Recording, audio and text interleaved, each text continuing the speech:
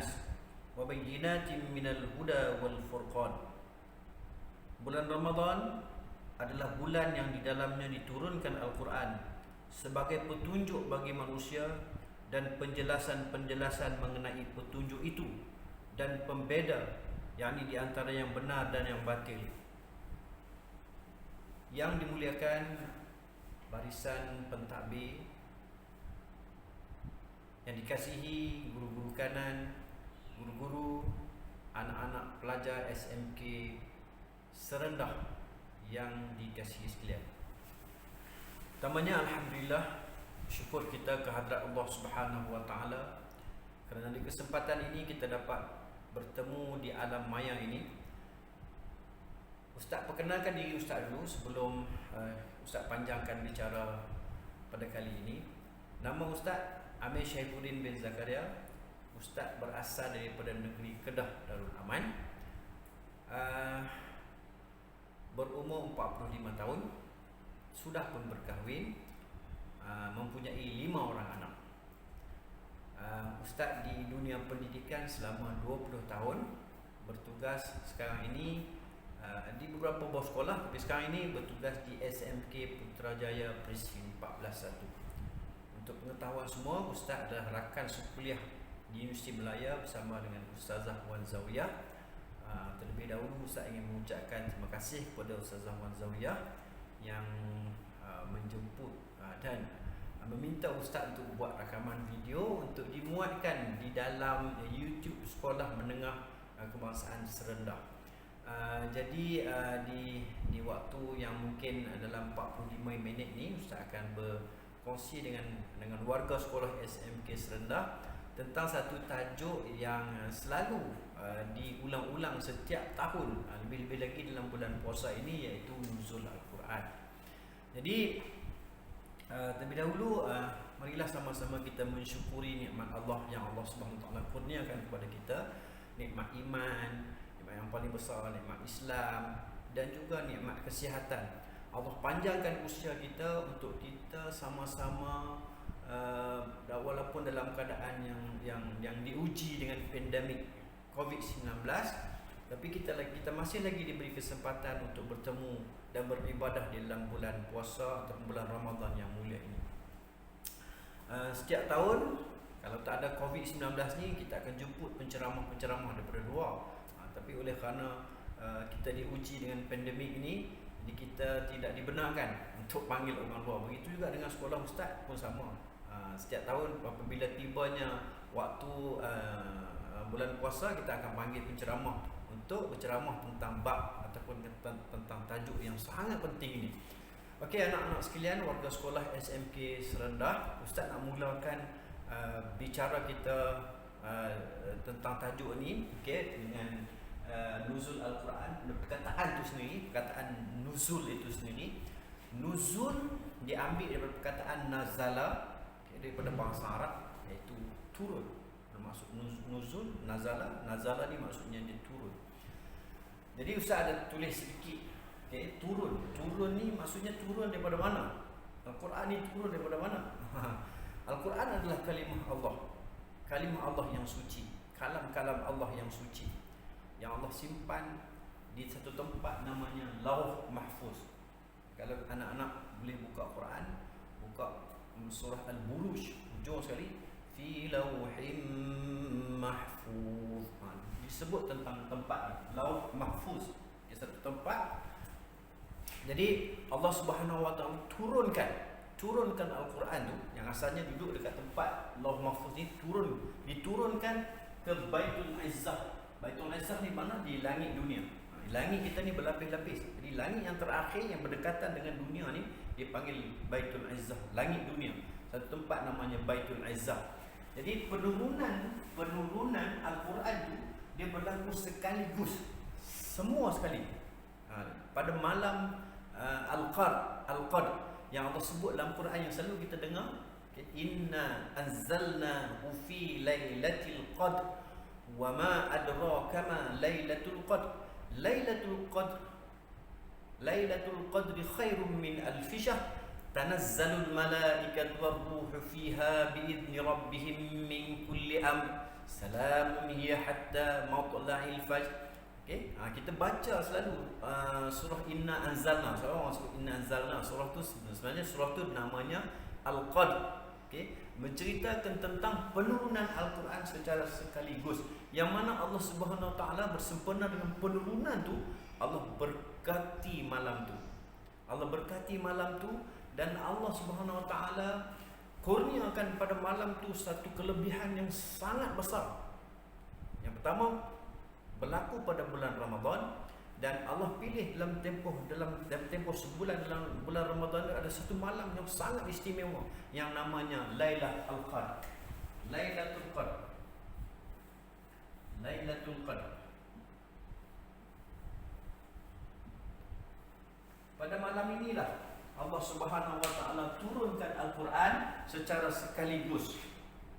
Allah Subhanahu Wa Taala dengan sebab diturunkan Al-Quran malam tu, dia bagi offer yang sangat besar, ganjaran pahala yang sangat besar, iaitu Allah sebut dalam Quran, Allah sebut dalam surah Al-Qadr, siapa yang beribadah pada malam itu, siapa yang beribadah pada malam itu dengan penuh rasa pengharapan, rasa khusyuk, ikhlas kepada Allah Subhanahu Wa Taala, Allah akan ganjarkan pahala sebanyak 1000 bulan. Bayangkan 1000 bulan bersama dengan 83 tahun lebih. Okey, hanya satu malam beribadah, tapi pahalanya Allah lipat gandakan menjadi 1000 bulan. Allah berkati pada malam tersebut. Dengan sebab apa? Dengan sebab Al-Quran turun pada malam tu. Okey, jadi penurunan Al-Quran pada malam tu, okey, Allah Subhanahu Wa Taala rakamkan dalam Al-Quran surah Al-Qadr. Daripada mana? Daripada Lauh Mahfuz ke Baitul Izzah. Kemudiannya barulah Al-Quran itu diturunkan secara beransur-ansur kepada Nabi Muhammad sallallahu alaihi wasallam melalui Jibril. Jadi apabila Al-Quran diturunkan, Ustaz tulis kat sini, bermula bila? Bermula ketika umur Nabi 40 tahun. Okey, Ustaz ulang sikit dia punya sejarah aja, ringkas. Nabi Muhammad, dia lahir dekat Mekah, dia duduk dekat Mekah daripada umur dia 1 hari sampailah umur dia 25, dia berkahwin. Kemudiannya sampailah umur Nabi 40 tahun. Semua Nabi 40 tahun tu Allah gerakkan hati Nabi pergi ke satu gua namanya Gua Hira. Nabi Muhammad pergi duduk dekat situ. Ustaz pun pernah pergi dekat situ tahun 2015, Gua Hira. Kebetulan Ustaz pergi dekat situ bersama dengan kawan-kawan Ustaz, ajak ambil satu teksi. Okey, kita orang naik teksi tu pergi, kemudian kita mendakilah, panjat. Dia ada tangga, cantik tangganya sampai ke atas. Lebih kurang perjalanannya pada malam tu Ustaz naik lebih kurang dalam sejam lebih macam itulah. Sampai dekat atas ada 2 laluan boleh masuk ke dalam Gua Hira tu. Satu laluan sebelah atas, agak bahaya, tergelincir boleh jatuh ke bawah. Tapi ada satu laluan lagi yang masuk di bahagian bawah ni, tapi kena mengiringkan sikit badan sebab dia sempit. Okey, apabila masuk ke dalam Gua Hira ni, bentuknya okey, dia ada macam mihrab macam tu. Lepas tu ada dua tempat yang kita boleh duduk solat lah. Kita boleh solat kat situ. Dalam dua orang boleh solat di situlah. Ustaz solat sunat 2 rakaat. Kemudian Ustaz ada nampak satu lubang dalam gua tu, nampak satu lubang. Lubang tu betul-betul menghala ke arah Kaabah, kiblat lah. Okay, Nabi duduk di situ. Bayangkan Nabi duduk di situ. Ustaz duduk bayang macam mana kan keadaannya dekat situ. Jadi Nabi sallallahu alaihi wasallam duduk seorang-seorang kat situ, dia bermunajat kepada Allah. Jibril datang. Tidak disebutkan macam mana rupa Jibril tu, tapi Jibril tu dia datang peluk, dia tekan Nabi, dia peluk. Dia riwayatkan Nabi dipeluk oleh Jibril. Jibril kata apa? Iqra. Nabi kata aku tak tahu baca. Aku tak pandai baca. Ma'ana biqari'in. Nabi dipeluk lagi sekali oleh Jibril. Kali kedua, Iqra. Ma'ana biqari'in. Aku tak pandai baca. Nak baca apa? Kan? Nabi dilepas dipeluk lagi kali yang ketiga. Kemudiannya Nabi diajar ayat yang pertama, surah yang pertama, ayat yang pertama, beberapa ayat yang pertama lah dimulakan dengan Iqra bismi rabbikal ladzi khalaq khalaqal insana min 'alaq, iqra wa rabbukal akram alladzi 'allama bil qalam. 5 ayat daripada surah Al-Alaq. Itulah ayat yang pertama yang Nabi Muhammad sallallahu alaihi wasallam dapat, wahyu yang pertama. Nabi dapat, Nabi terus lari balik. Dia dah hafal, Nabi balik dalam keadaan terketar-ketar, dalam keadaan yang ketakutan, sebab Nabi tak pernah mengalami benda tu sepanjang hidup dia. Kali pertama Nabi dapat. Kemudiannya Nabi diselimut, disambut oleh isteri dia dalam keadaan yang takut yang amat sangat. Nabi diselimut oleh isteri dia, Khadijah. Kemudiannya selepas tu datang lagi ayat. Jibril datang lagi ayat. Bawa lagi ayat, bawa lagi wahyu. Ya ayyuhal muddathir, wahai orang yang berselimut, qum fa'anzir, bangunlah dan berilah peringatan. Jadi penurunan ayat Al-Quran daripada Lauh Mahfuz ke Baitul Izzah kemudian diturunkan kepada Nabi Muhammad ni oleh Jibril ni selama berapa tahun? 23 tahun.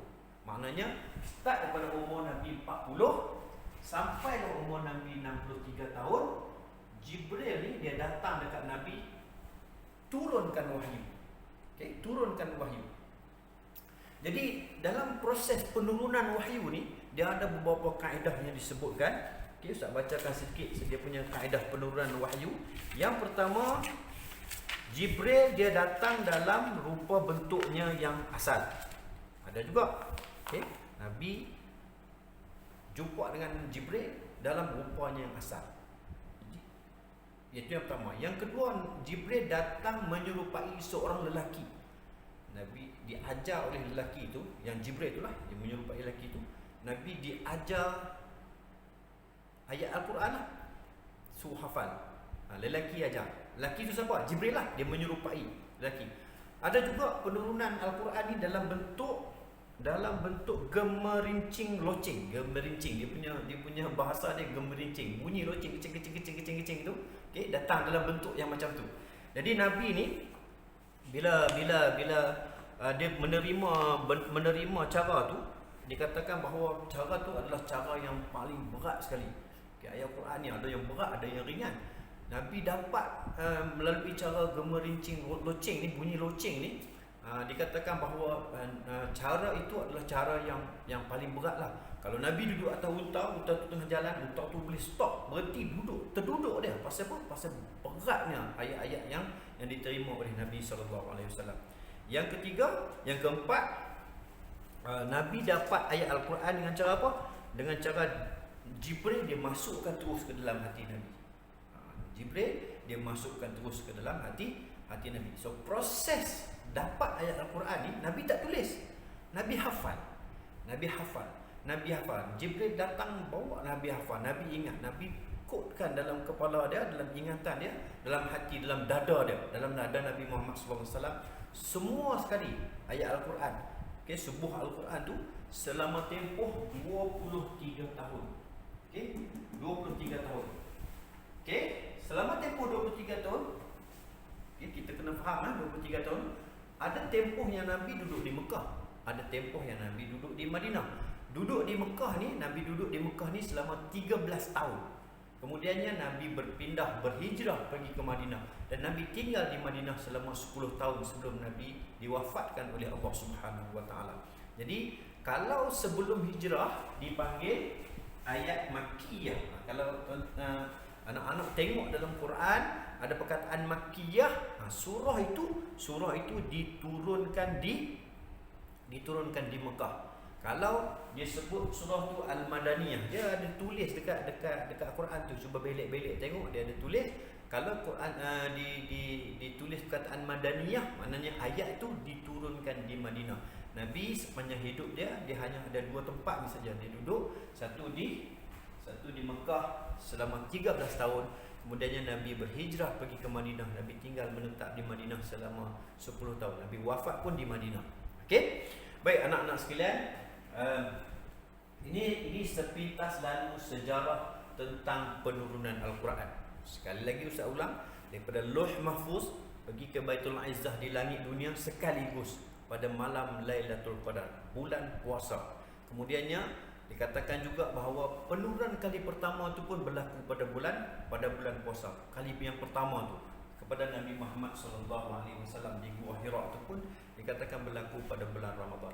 Jadi bulan mulianya Al-Quran, hebatnya Al-Quran ni, sehingga akan yang berkaitan dengannya jadi mulia juga. Contohnya Lailatul Qadar. Lailatul Qadar ni adalah satu malam yang Allah pilih untuk turunkan Al-Quran. Jadi kalau kita nak tengok dia punya tempoh dalam tempoh setahun, satu malam Allah pilih Lailatul Qadar. Allah muliakan malam tu sebab apa? Sebab Al-Quran turun pada malam tu. Allah muliakan bulan Ramadan pasal apa? Pada bulan Ramadan lah, pada bulan puasa lah Al-Quran diturunkan. Macam ayat yang Ustaz bacakan tadi, Syahrul Ramadan alladhi unzila fihi Al-Quran. Bulan Ramadan lah Tuhan turunkan Al-Quran. Kemudian Allah muliakan siapa lagi? Allah muliakan Jibril. Allah angkat Jibril sebagai ketua malaikat. Tugas dia itu je. Dia pun dah pencen dah sekarang ni, dah tak ada tugas lagi dah. Sebab tugasnya hanya menurunkan wahyu, kan? Dan Allah muliakan Jibril, Allah angkat dia jadi penghulu segala malaikat. Pasal apa? Pasal Allah perintahkan Jibril ni sebagai pembawa wahyu, pembawa ayat Al-Quran. Turun Al-Quran tu, Jibril diangkat, dimuliakan. Allah muliakan Nabi Muhammad sebagai penghulu segala rasul. Pasal apa? Pasal Al-Quran diturunkan kepada Nabi Muhammad. Allah turunkan Al-Quran tu kepada Nabi Muhammad. Dengan sebab penurunan Al-Quran kepada Nabi Muhammad tu, Nabi Muhammad diangkat, dilantik menjadi penghulu segala rasul. Tidak ada manusia, tidak ada makhluk yang paling baik, paling bagus, paling hebat melainkan Nabi kita Muhammad sallallahu alaihi wasallam. Yang paling kita kena faham sekali, Al-Quran setelah Nabi Muhammad dapat, Nabi Muhammad tak simpan dekat dia seorang-seorang. Nabi Muhammad kembangkan dan sebarkan Al-Quran tu kepada para sahabat. Para sahabat sebarkan kepada masyarakat, pada orang-orang selepas mereka, kembang sehingga telah sampai kepada kita pada hari ini. Al-Quran itu dijaga, dipelihara oleh Allah Subhanahu wa taala. Ini mukjizat yang paling besar. Mukjizat yang paling besar. Al-Quran yang kita pegang pada hari ini, yang kita tengok setiap hari Al-Quran. Ni Ustaz pegang tafsir pasal Al-Quran. Okey, Al-Quran ni adalah mukjizat yang teragung. Okey, mukjizat yang paling besar. Tidak boleh siapa pun, tidak boleh mana-mana nabi pun yang ada mukjizat yang seumpama dengan mukjizat yang Allah kurniakan kepada Nabi Muhammad, iaitu Al-Quran. Nabi Muhammad ada banyak mukjizat, belah bulan, Isra' Mi'raj, macam-macam. Tapi yang paling besar Al-Quran. Yang paling besar Al-Quran. Jadi anak-anak warga SMK Serdah yang Ustaz kasih sekalian, Al-Quran ini dia punya kehebatan dia. Okey, kita kalau Ustaz nak berkongsi dengan anak-anak sekalian, Ustaz ada beberapa kisah, ada beberapa cerita yang Ustaz berkongsi dengan anak-anak SMK Serdah. Yang pertamanya Ustaz nak cerita tentang guru Quran Ustaz. Guru Quran Ustaz ni namanya Hajjah Zainab. Tapi kami di kampung lebih panggil dia dengan panggilan Tok Long. Tok Long Nak. Kami panggil dia. Jadi Ustaz mengaji dengan dia ketika Ustaz kecil-kecil, umur 7 tahun, 8 tahun Ustaz mengaji dengan dia. Sampailah habis khatam dan dalam darjah 6 macam tu, jam 4 dan 5 dan 6 macam tu lah. Habislah khatam Al-Quran dengan dia. Dia mengajar ramai dekat kampung tu, ramai ratusan. Ustaz tak tahu lah, mungkin dah ribuan lah anak-anak kat kampung Ustaz tu mengaji dengan dia. Kakak Ustaz pun mengaji dengan dia, abang Ustaz pun mengaji dengan dia. Dia mengajar Quran. Dia bukan, tak tahulah dia hafal Quran ke tak hafal Quran, tapi setiap malam memang ramai lah. Memang meriah lah kat rumah dia tu. Ada satu kisah setelah dia mati. Yang Ustaz nak cerita ni, Ustaz pun dah masa tu dah kahwin, dah ada anak lah masa dia meninggal tu. Dia meninggal, kemudian selepas beberapa tahun dia meninggal. Tok Long Nak ni selepas beberapa tahun meninggal, ada satu kejadian yang agak menggemparkanlah penduduk kampung. Okey, Macam mana kejadian tu? Kejadian tu ialah berlaku pada Hari Raya Cina. Saya ingat ustaz lah, ustaz balik kampung. Jadi kecoh lah cerita tu. Ada satu kematian sebenarnya. Satu kematian di kampung tu.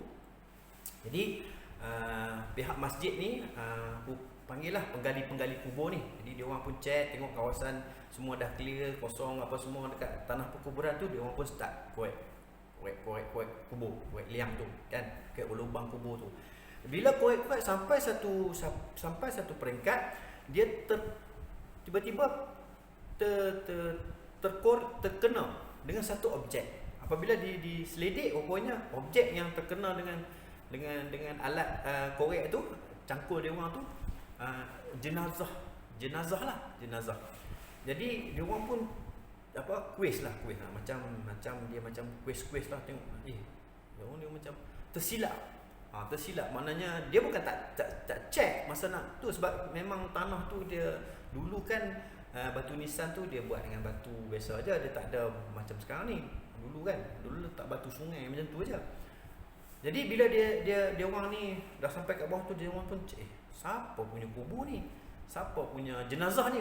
Rupanya bila diselidik, panggil orang kampung selidik apa semua, sebab dia punya kain kafan tu macam baru. Lepas tu dia orang pun sentuh-sentuh dia punya badan pun nampak isi masih ada apa semua, elok seolah-olah macam jenazah tu baru dikebumikan semalam. Jenazah baru. Bila diselidik, rupa-rupanya jenazah tu adalah milik Tok Long Nak tu. Tok Long Nak tu yang mati pada masa dikorek tu, yang terkena jenazah tu, yang mati lebih daripada 10 tahun. Maksudnya apa? Maksudnya mayatnya tak reput walaupun dia dah meninggal dan dikebumikan selama lebih 10 tahun. Jadi bila ustaz dengar cerita tu, ustaz kata Allahu Akbar, hebatnya Allah muliakan Tok Guru mengaji ustaz. Dengan sebab apa? Dengan sebab dia mengajar anak-anak orang kampung Quran. 1 sen pun tak ambil duit. 1 sen pun tak ada ambil upah. Orang bagi upah dia ambil, tapi dia tak pernah minta. Dia mengajar dengan ikhlas hati. Sebab apa? Sebab dia cintakan Al-Quran. Jadi Allah tunjukkan bila orang ni dia cintakan Al-Quran, kan, dia orang biasa-biasa saja. Dia orang tu guru agama kampung biasa saja, tapi Allah tunjukkan mayat dia, jenazah dia walaupun sekian lama dikebumikan tak reput. Tak reput. Jadi ustaz rasa betul-betul terharu, kan, rasa betul-betul bangga. Sebab apa? Sebab Allah tunjukkan kepada ustaz dan kepada orang kampung betapa hebatnya orang yang jaga Al-Quran ni. Yang kedua, ustaz nak cerita tentang ibu ustaz sendiri. Mak ustaz sendiri. Yang mana mak ustaz ni Allah Subhanahu Wa Taala ambil pendengaran dia. Dia demam panas. Bila dia demam panas, umur dia sekitar 7-8 tahun macam tu, dia telah dia bila demam panas sangat, pendengaran dia hilang. Allah tarik nikmat pendengaran dia. Jadi mak ustaz ni start daripada umur dia 7-8 tahun macam tu, dia pekak tuli, tak boleh cakap. Bukan tak boleh cakap tu bisu, tak boleh dengar. Kalau nak cakap dengan dia, nak bagi dia faham, dia kena tengok mulut. Tengok mulut lah. Lalu ustaz tu, mak nak makan gulai. Dia tengok mulut, gulai. Dia faham lah. Tapi kalau cakap biasa-biasa ni, dia memang tak faham. Pernah berlaku juga satu ketika, ayah ustaz nak pergi Mekah. Jadi abang-abang ustaz ni pergi cakap kat mak ustaz, mak, ayah nak pergi Mekah. Kamu tahu anak-anak, mak ustaz dia faham apa? Dia faham ayah ustaz nak pergi Mekah. Dia menikah dengan Mekah kan dekat-dekat. Jadi dia pun merajuk lah.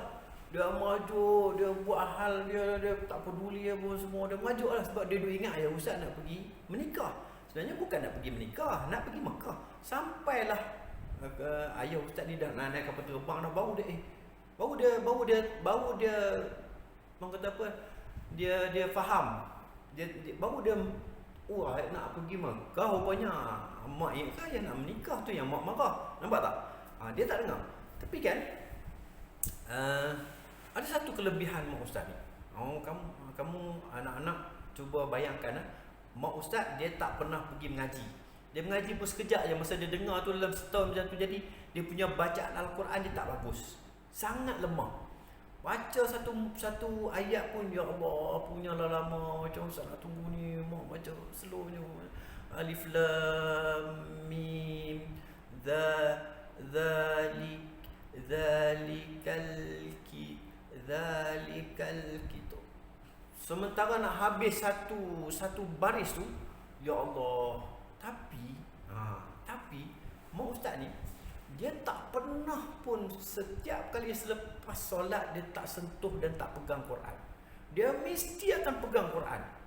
Dia mesti akan, sepanjang ustaz tengok hidup dengan dia ni, tak pernah pun lepas semayang tu dia mesti ambil Quran, dia akan buka, dia akan baca. Kan, walaupun dia baca tergagap-gagap, tersangkut-sangkut. Ingat anak-anak sekalian, Nabi kata apa? Nabi kata, barang siapa yang mahir baca Quran, Nabi kata, barang siapa yang mahir baca Quran, nanti akhirat besok dia akan dibangkitkan bersama dengan malaikat yang mulia-mulia. Dia akan dibangkitkan dengan malaikat yang mulia-mulia, orang yang mahir baca Quran. Nabi juga kata, siapa yang baca Quran tapi tergagap-gagap, tersangkut-sangkut, baginya 2 pahala. Satu sebab dia baca Quran, satu lagi sebab kesungguhan dia membaca Quran. Dapat 2 pahala. Kan? Nabi bersabda, Ustaz sebut makna-makna je, Ustaz huraikan makna-maknanya saja supaya kita senang dapat. Nabi kata, siapa yang baca satu huruf dari Al-Quran, dia akan dapat satu kebaikan. Satu kebaikan itu bermaksud 10 pahala dia akan dapat. Aku bukan kata alif lam mim tu satu, kata Nabi. Alif, saya tulislah. Okey, alif lam mim. Ini bukan satu. Bukan satu, kata Nabi. Alif itu satu, lam itu satu, mim itu satu. Jadi berapa pahala kita dapat? Alif 10 pahala, mim 10 pahala, lam 10 pahala, mim 1. Mim 10. Jadi alif lam mim 30 kita dapat. Berdasarkan kepada hadis Nabi, bukan alif lam mim satu. Dikira satu, bukan. Alif lam mim 30. Cuba bayangkan kalau satu hari kita baca satu muka surat, satu surah, satu muka surat. Paling pendek, inna a'tainakal kautsar. Dah berapa huruf dah kita sebut? Dah berapa puluh dah kita dapat pahala. Itu baru satu surah yang pendek. Kalau surah yang panjang sikit, tabarakalladzi biyadihil mulku wa huwa ala kulli syai'in qadir. Alladzi khalaqal mauta wal hayata liyabluwakum ayyukum ahsanu amala. Sampai habis. Kita baca sampai habis setiap hari, berapa banyak kita dapat?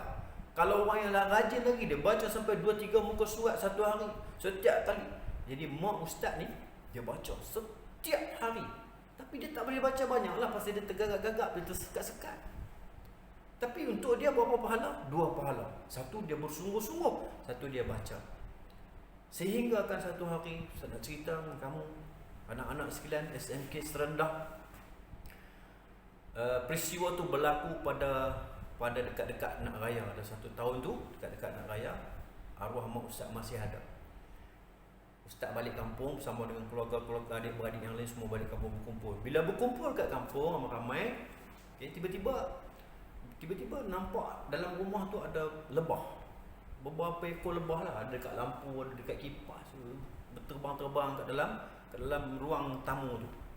Jadi datang daripada mana lebah ni? Bila dicek, rupa-rupanya ada sarang di sebelah rumah ustaz tu, di atas pokok rambutan.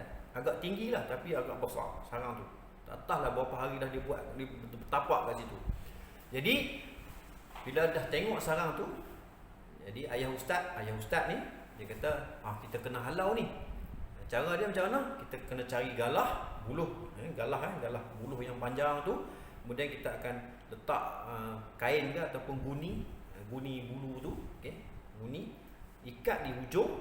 Nanti kita akan nyalakan api, kita bagi dia asap-asap sikit, kemudian kita letak dekat bawah sarang lebah tu supaya dia, tapi tak boleh buat siang, kena buat malam.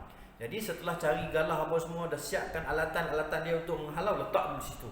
Ayah ustaz kata lepas tarawih, kita balik tarawih nanti malam baru kita buat. Kemudian ustaz pun pergilah sembahyang tarawih apa semua, balik. Balik ni dengan semangat apa? Semangat nak halau tu lah, nak cucuh api tu, nak halau lebah tu. Tapi bila sampai kat rumah, bila nak cucuh tu, nak halau tu, suluh atas, hilang. Lebah tu dah hilang. Seekor pun tak ada. Dekat dalam rumah pun tak ada. Seekor pun tak ada. Dia dah tak tahu pergi mana. Jadi ustaz pendekkan cerita. Tanya orang rumah. Tanya macam mana, siapa yang halau apa semua. Rupanya mak ustaz punya kerja. Mak ustaz punya kerja. Ustaz tanya dia, macam mana mak buat? Tengok buluh elok aja. Tengok apa ni, tak ada kesan bakar-bakar pun, mak buat macam mana? Kan. Jadi mak ustaz pun dia cerita.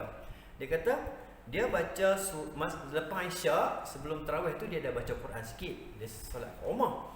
Jadi dia baca surah Taha. Taha ma anzalna 'alaikal Qur'ana litashqa, sampai satu ayat fakhlaq. Sampai satu perkataan fakhlaq. Dia kata bila sampai kat perkataan ni, fakhlaq na'laik, fakhlaq, sampai kat perkataan fakhlaq tu dalam surah Taha tu, dia turun bawah. Dia baca Quran kat atas rumah ni, dia turun bawah, dia pergi pegang apa buluh tadi yang sandar dekat pokok tu, dia pergi baca fakhlaq. Dia hembuskan perkataan ni, perkataan fakhlaq ni dekat buluh tu. Dia niatkan kat dalam hati dia, pergilah daripada sini wahai lebah semua. Jangan kacau anak cucu aku. Jangan kacau. Fakhlaq. Dia tiup dekat buluh tu. Okey, perkataan fakhlaq ni. Dia yakin. Mak ustaz ni kata, mak yakin. Masa mak baca tu mak yakin ayat ni akan halau. Dan dengan izin Allah dia berlaku. Kan dia berlaku. Ustaz pun dengar tu, ya Allah, hebatnya mak aku ni. Dia baca, dia yakin kan. Tak tahulah ustaz. Tak tahulah sejauh mana, tapi mak ustaz dia baca dengan konsisten sampai dia mati, sampai dia meninggal dunia. Meninggal pun ustaz pun tak sangka, dia tak ada sakit, dia tak ada kencing manis, dia tak ada darah tinggi, dia cuma sakit kepala sikit, lepas tu dia meninggal. Dia meninggal dalam keadaan yang sangat mudah. Jadi ada dua ustaz kongsi cerita dengan anak-anak di SMK Serendah untuk dijadikan pengajaran. Siapa yang melazimi dan berusaha untuk mencintai Al-Quran, kesan dia sangat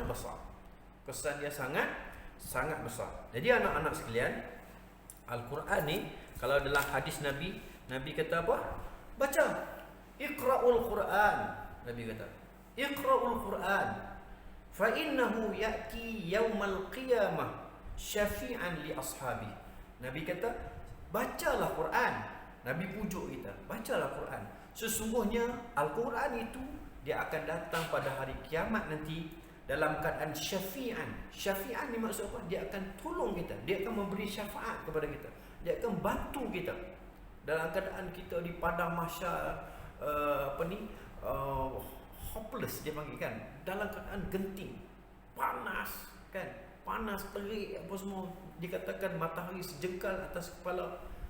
Dalam hadis yang Ustaz bacakan tadi, Nabi sambung sikit lagi. Nabi kata ada dua surah, iaitu Al-Baqarah dan juga Ali Imran.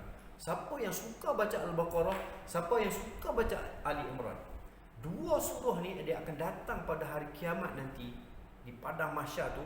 Dia akan menaungi kita, melindungi kita, bagi teduh kita daripada panas tu. Ada yang datang dalam bentuk awan, diriwayatkan ada yang datang bentuk awan, ada yang disebut sebagai sekumpulan burung. Satu sekumpulan burung Al-Baqarah, satu lagi sekumpulan burung Ali Imran. Dua surah ni dia datang dalam bentuk burung. Dia tutup, dia cover sinaran matahari yang panas terik di padang mahsyar. Hebat betul Al-Quran ni. Jadi anak-anakku sekalian, kita Al-Quran di hadapan kita ni kalau boleh, kalau boleh kita jadikan dia sebagai, kalau yang mahir macam tadi, mahir baca Quran, sesiapa yang mahir baca Quran, Dia ajar pula kepada orang lain. Man ta'allama Nabi kata apa? Sebaik-baik di kalangan kamu dia pandai baca Quran dan dia boleh ajar orang lain pula baca Quran. Bagus. Tapi kalau yang tak pandai baca, dia usaha untuk baca. Usaha untuk baca sampai dia pandai. Ustaz nak ingatkan anak-anak di SMK Serendah, Al-Fatihah, surah Al-Fatihah. Sebab anak-anak di sana kan sudah semestinya nanti tambah-tambah yang lelaki tu nak jadi imam. Bila dah kahwin, nak jadi suami, jadi ayah. Jadi kita nak kena jadi imam. Jadi imam nak kena baca Fatihah. Fatihah tu dia tak perlulah sedap. Sebab surah sedap ni bukan semua orang surah sedap. Tapi baca bagi betul. Baca bagi betul. Bismillahirrahmanirrahim. Alhamdulillahi Rabbil Alamin. Ar-Rahmanir-Rahim. Maliki Yawmiddin. Iyyaka na'budu wa iyyaka nasta'in. Ihdinas siratal mustaqim. Siratal ladzina an'amta 'alaihim ghairil maghdubi 'alaihim waladdallin. Biasa tu baca kan. Kalau boleh lagi bagus, baca bagi bunyi-bunyi Arab-Arab sikit. Sebab Quran diturunkan dalam bahasa Arab. Bagi dia bunyi sikit Arab-Arab tu. Alhamdulillah. Kalau nak ditulis alif di atas, baris di atas, ba, dia tak bunyi a, ba, ta, sa. Alhamdulillahi Rabbil Alamin. Ar-Rahmanir-Rahim. Dari segi lahjahnya, dari segi logatnya, tak berapa tepat. Sebab Al-Quran diturunkan dalam bahasa Arab, bagi bunyi Arab. Alhamdulillahi Rabbil Alamin. Ar-Rahman, ma, nampak tak beza dia? Mengaji Al-Quran ni seronok sebenarnya. Tapi kalau orang tu dia malas, dia jadi tak seronok. Kan? Dia kena timbulkan rasa minat Al-Quran. Sebab kita belajar Al-Quran ni tak rugi. Langsung tak rugi. Okay, saya harap anak-anak di SMK Serendah boleh baca Fatihah dengan bagus. Okay, paling penting tu. Paling penting. Jangan kalut-kalut baca. Baca satu-satu. Berhenti. Ada tempat-tempat berhenti. Jangan main rembat je baca kan. Alhamdulillah Rabbil Alamin. Ar-Rahmanir-Rahim. Maliki Yawmiddin. Iyyaka na'budu wa iyyaka nasta'in. Tak nak baca macam tu. Baca bagi satu-satu. Cermat. Teliti. Warattilil Qur'ana tartila. Yang ada suara sedap sikit di SMK Serendah, ajar kawan-kawan. Ajar. Pergi baca. Baca biar cermat, biar teliti, biar baik bacaan kita. Okey? Bayangkan anak-anak, kalau ibu kita nak meninggal, ayah kita nak meninggal, kita boleh baca Quran dengan baik. Oh, seronoknya mak ayah kita. Mak ayah kita syukur sangat-sangat. Kalau kita boleh duduk dekat tepi dia dah tiba-tiba dia panggil kita. Contohnya siapa nama di katalah nama Anas. Mak kita panggil, mak kita dah nazak. Dia panggil kita, Anas, tolong bacakan Al-Quran dekat mak. Dia sama sekali dia tak akan suruh kita nyanyi kat dia. Walaupun pada zaman dia hidup tu dia minat kumpulan ni penyanyi ni Siti Nurhaliza ke apa ke kan, dia tak akan datang. Dia tak akan panggil kita datang untuk menyanyi kat dia. No. Tidak sekali-kali. Biasanya apa dia? Biasanya orang dekat nak mati ni Quran je dibaca.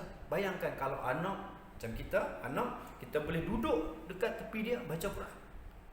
Ustaz pun pernah rasa tu. Ustaz baca Quran depan mak ustaz. Allah, tak boleh nak bayangkan. Sedih mak kita dah meninggal. Tapi kita boleh baca Quran dengan sebab apa? Dengan sebab doa mak kita tu. Saya tak tahu, mungkin mak ustaz dah doa ustaz jadi boleh baca Quran okey sikit ni. Kan? Bukan ustaz pandai, tapi mungkin mak ustaz tu dia dah tak boleh nak baca Quran, tapi dia doa, ya Allah, aku ni tak pandai baca Quran, ya Allah, aku tak pandai baca Quran, tapi bagilah anak aku ni boleh baca Quran. Jadi ustaz balik rumah masa mak ustaz meninggal tu, dia duduk dekat depan ustaz, jenazah dia yang kaku tu, tapi ustaz boleh rasa dia gembira dengan bacaan ustaz.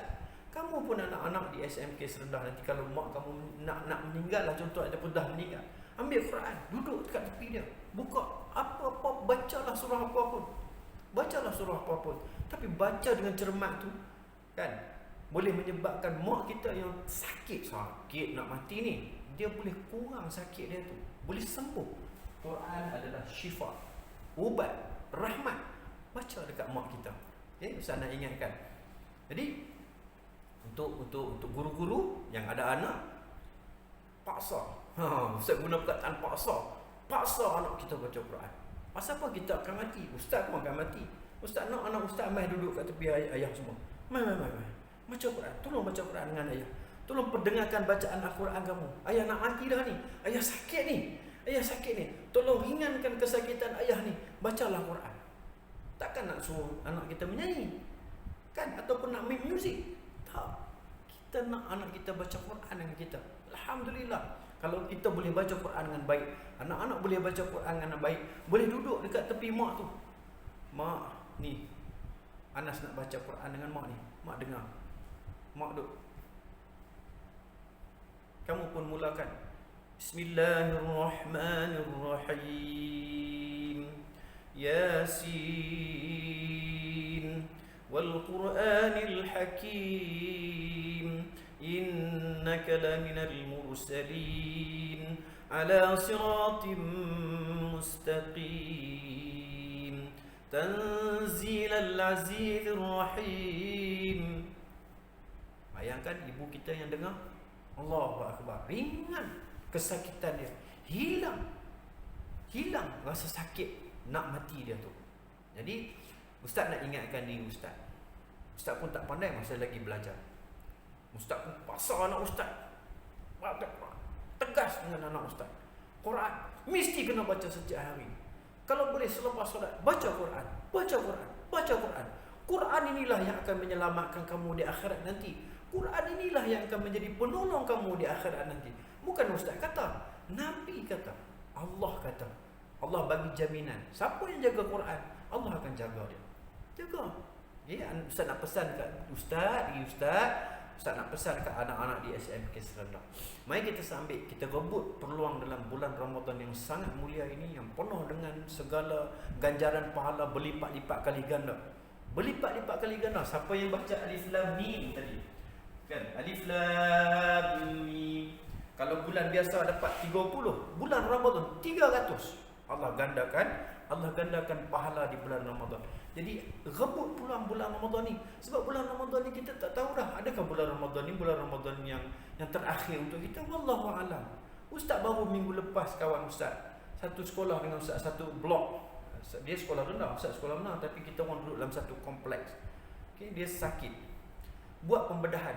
Dia cakap dekat kawan-kawan dia, aku mungkin kali terakhir ni aku nak balik ni, aku mungkin dah tak sempat nak jumpa dengan korang semua dah. Ini mungkin pertemuan yang terakhir, dia kata. Dia cakap macam tu. Lepas tu buat pembedahan, dah balik rumah, dah okey. Tiba-tiba berlaku satu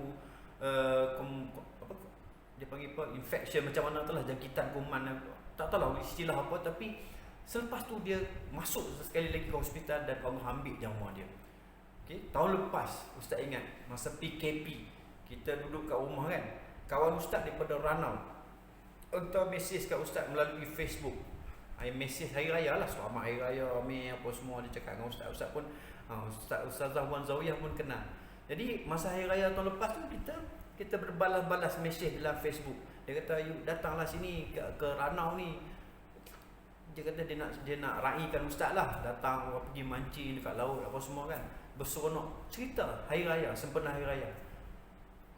Tak lama selepas tu, lebih kurang 2 minggu selepas tu, tiba-tiba ustaz dapat berita dia telah pun diserang dengan satu serangan, dia panggil pembuluh darah pecah dekat bahagian kepala. Meninggal dia. Dulu koma 2 hari kemudian meninggal. Dia tak sempat dengan Ramadan pada tahun ni. Tahun lepas tu dia sempat sambut Syawal bersama dengan anak-anaknya yang masih kecil, 7 orang semuanya meninggal.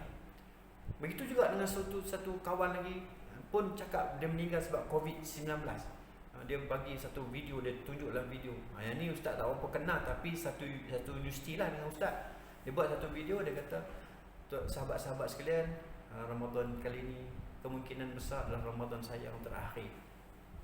Saya mungkin tak akan bertemu lagi dengan Ramadan yang akan datang. Tiba-tiba dia kena COVID. Okay? Dan dikebumikan di di Sabah sana, tak ada siapa pun boleh pergi ziarah, tak ada siapa pun yang boleh pergi masa upacara pengkebumian, termasuk anak isteri dia apa semua, hanya petugas-petugas daripada hospital sahaja. Nak ceritanya apa? Nak ceritanya kematian ni dia tak mengira umur, tak mengira tempat, tak mengira masa. Dia akan datang. Okey. Kepada kita yang masih lagi berkesempatan, Allah bagi kesempatan di bulan Ramadan pada tahun ini, rebut peluang. Dan cara macam mana nak dapatkan sebanyak-banyak pahala ialah melalui Al-Quran. Baca Al-Quran. Baca Al-Quran sebanyak-banyaknya dalam bulan Ramadan yang mulia ini, insya-Allah. Dan waktu yang sama, niatkan supaya Allah bagi hidayah kepada kita melalui Al-Quran ini. Dapatkan sebanyak mungkin pahala melalui Al-Quran. Insya-Allah, insya-Allah. Kita sama-sama doakan semoga Allah Subhanahu Wa Taala muliakan kita dengan Al-Quran, muliakan kita dengan Ramadan pada tahun ini. Ustaz rasa setakat ini dulu daripada Ustaz. Mudah-mudahan Allah Subhanahu Wa Taala memberkati pertemuan kita melalui Alam Maya ini. Terima kasih kepada pihak sekolah, terutamanya Ustazah Wan Zawiyah yang sudi menjemput Ustaz untuk berkongsi sedikit ilmu melalui program ceramah Nuzul Al-Quran. Jadi Ustaz mohon maaf sekali lagi kepada semua, terutamanya pihak pentadbir, seluruh warga sekolah, di atas kekurangan Ustaz. Mudah-mudahan sedikit perkongsian ini akan memberi manfaat kepada kita semua, insya-Allah. Sehingga berjumpa lagi. Aku qauli hadza wa astaghfirullahal azim li wa lakum. Assalamualaikum warahmatullahi wabarakatuh.